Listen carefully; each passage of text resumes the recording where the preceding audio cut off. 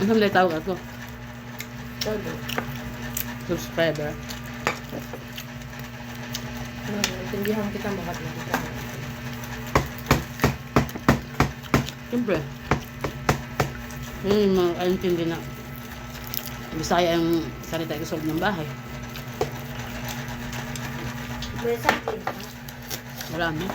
Ah, Isa na lang kabok. Kala ko meron pa. Kasi dati, binali ng papa. Sobrang dami tapos ng ubos lang agad. Binaon niya yun. Pagkalitan mo si papa mo.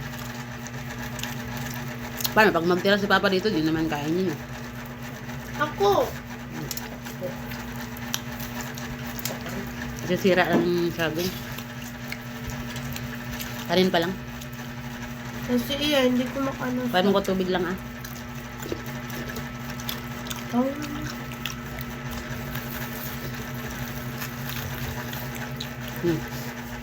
Tama.